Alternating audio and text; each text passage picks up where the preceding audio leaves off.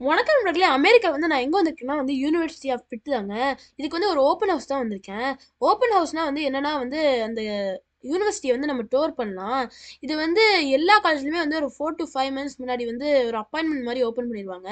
நம்ம இந்த மாரி ஓப்பன் ஹவுஸ் நம்ம ஒரு அப்பாயின்ட்மென்ட் புக் பண்ணிட்டு நம்ம போலாம். ஃபர்ஸ்ட் இங்க பிரசன்டேஷன் குடுப்பாங்க. இதுல வந்து எவ்வளோ ஜிபிஏ இருக்கணும், என்ன எஸ்ஏடி ஸ்கோர், அதுக்கப்புறம் என்ன கம்பெனிலாம் இன்டர்ன்ஷிப் குடுக்கும், என்ன கம்பெனிக்கெல்லாம் ஜாப் ஆப்பர்ச்சுனிட்டி கிடைக்கும், இந்த மாதிரிலாம் பண்ணிட்டு அதுக்கப்புறம் கேம்பஸ் டூர் பண்ணுவோம். இங்க வந்து நிறையவே உண்டுங்க. மெடிக்கல் சயின்ஸு, நர்சிங் இந்த மாதிரி நிறைய உண்டு. இது வந்து பிட் ஸ்கூல்னாலே இந்த பிட் யூனிவர்சிட்டினாலே யூஎஸ்லயே ஒன் ஆஃப் த பெஸ்ட்டுங்க. இங்க இருக்கிற டோமும் நல்லா இருந்தது. நீங்களே பார்த்துருப்பீங்க. பெட்லாம் நல்லா இருக்கும். இங்க வந்து டிவி, ஃப்ரிட்ஜு, மைக்ரோவேவ் எல்லாமே குடுத்துருவோம் உங்களுக்கு தேவையானது. அதுக்கப்புறம் வந்து நாங்க நிறையவே பார்க்க ஆரம்பிச்சோம். எனக்கு இங்க ரொம்பவே நல்லா பட்டது என்னன்னா வந்து இதாங்க, ப்ளூ லைட் பாக்ஸ்ன்னு. ஸோ இது வந்து இங்க இருக்கிற ஒரு பட்டனை கிளிக் பண்ணீங்கன்னா 2 மினிட்ஸ்ல உங்களுக்கு இங்க இருக்கிற போலீஸ் வருவாங்க.